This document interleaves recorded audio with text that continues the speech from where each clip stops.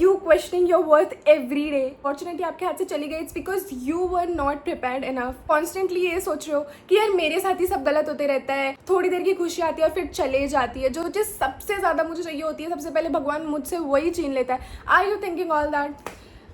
Shant, this video is for you. Hi, my name is Shagun, and since last year I haven't posted anything because life's very unpredictable and tough as I am growing. But from last few months there are few people who are closest to my hearts and they're constantly questioning themselves, asking me कि यार उसको मेरी याद नहीं आती क्या, उसके लिए इतना आसान था क्या, and a major heartbreak they are going through.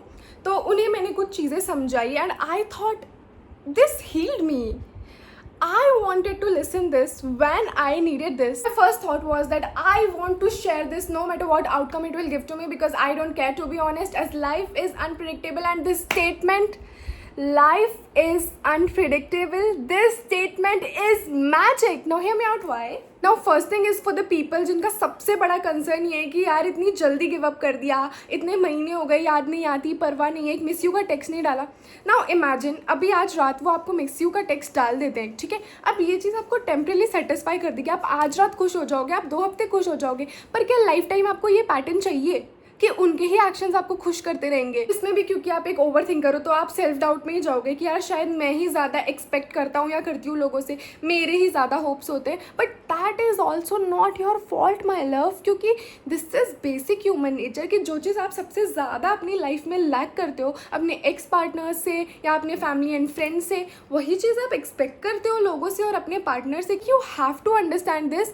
Y is that their responsibility to care for you when you only are not looking out for yourself?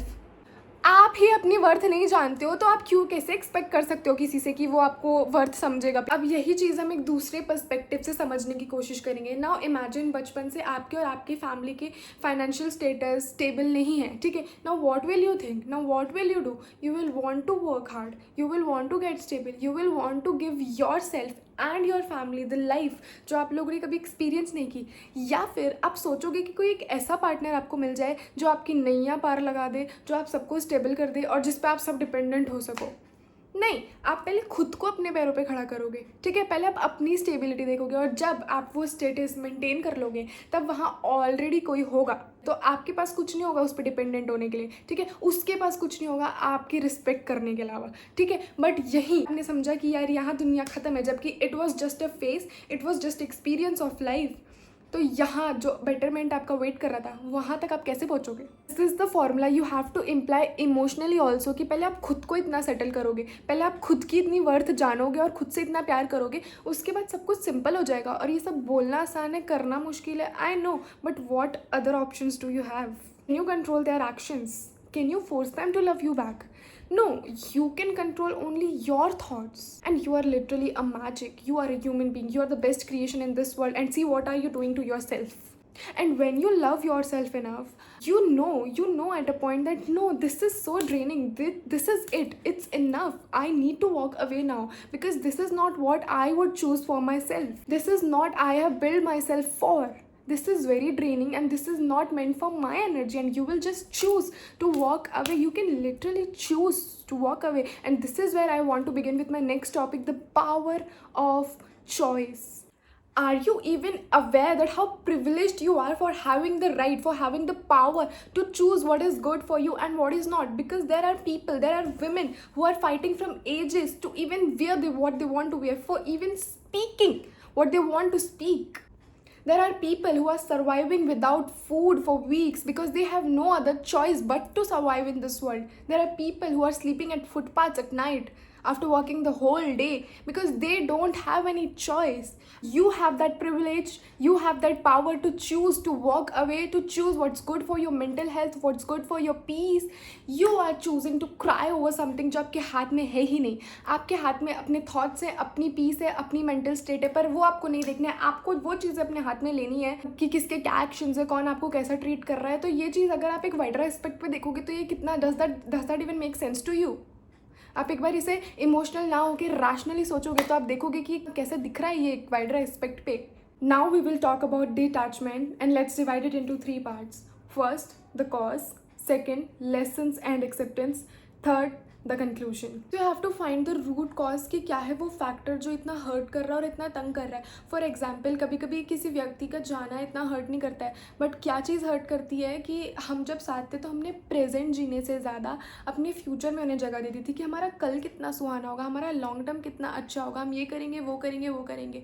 और अब जब कल वो हमारे साथ नहीं है, फ्यूचर में वो हमारे साथ नहीं है, when we are standing alone and they have already left, तो हमें वो एम्प्टी स्पेस ज़्यादा महसूस होता है, तो हमें वो वॉइड ज़्यादा महसूस होता है और ज़्यादा हर्ट करता है. और कभी कभी यही रीज़न होता है कि हम छोटी छोटी चीज़ें, छोटे छोटे इंट्यूशंस, छोटे छोटे पैटर्न समझना चाहिए था, वो हम माफ़ करते जाते हैं क्योंकि हमने एक लॉन्ग टर्म प्लान सोचा है और हमें वो चीज़ गिल्ट देती है कि यार अब इतनी लंबी चीज़ हमने सोची है और हमारा कल इतना अच्छा होने वाला है, तो अब ये चीज़ तो हम माफ़ कर ही सकते हैं.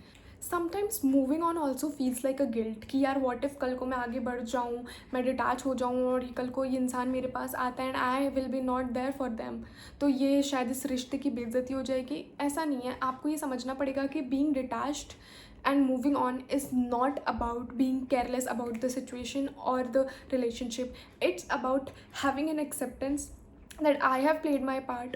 मैंने अपना रोल प्ले कर लिया है, मेरे अंदर जितनी क्षमता थी मैंने टॉलरेट कर लिया है, मुझे जितने चांस देने थे मैंने दे दिया है, मेरे को जितना फिक्स करना था मैंने कर लिया है. But now when I am losing my self in this process, I would rather leave because I cannot afford to lose myself, because that's the most beautiful thing I have for me.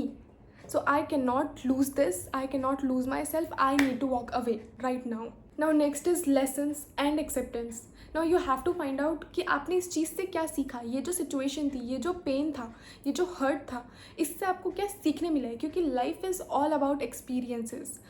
अच्छे नहीं होते, बुरे नहीं होते, it's all about experience. जो भी है बस एक फेस है, गुजर जाएगा. क्योंकि ऐसा बहुत बार होता है कि आपको लगता है यार this is the end of the world, अब सब खत्म है मेरे लिए. बट अब जब आप यहाँ तक आ गए हो और आप जब पीछे देखते हो तब सोचते हो कि यार वो तो कुछ भी नहीं था. Now I have better problems, now I have better things to do.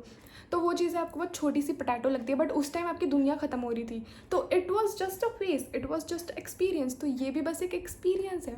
Now for example, one of my closest friend, she had in very abusive relationship for years. उसका पूरा चाइल्डहुड उसमें निकल गया और जब वो अपने टीनेज में आई तब वो ख़त्म हुआ रिलेशनशिप. तो उसने सोचा कि ओह द वर्ल्ड हैज़ एंडेड, सब कुछ ख़त्म हो गया. इसके साथ मैंने पूरा फ्यूचर प्लान किया था, मेरा पूरा बचपन इसके साथ निकल गया. अब मैं किसी पे ट्रस्ट नहीं कर सकती, अब मुझे इतना प्यार नहीं मिल सकता, अब मैं ये चीज़ें वापस एक्सपीरियंस नहीं कर सकती, अब सब ख़त्म है. After few months she met someone जिसने वो सारी चीज़ें फुलफिल की, जिसने फिर से भरोसा दिया, फिर से प्यार किया, बहुत अच्छी मेमोरीज दी. और अब वो पर्सन भी उसकी लाइफ में नहीं है. व्हाट शी हैज़ लर्नड कि वो जो अब्यूजिव रिलेशनशिप था उससे भी बेटर चीज़ें उसको मिल सकती थी, उससे भी बेटर मेमोरीज उसको मिल सकती थी. क्या उसने अपना लेसन दिया, वो चला गया.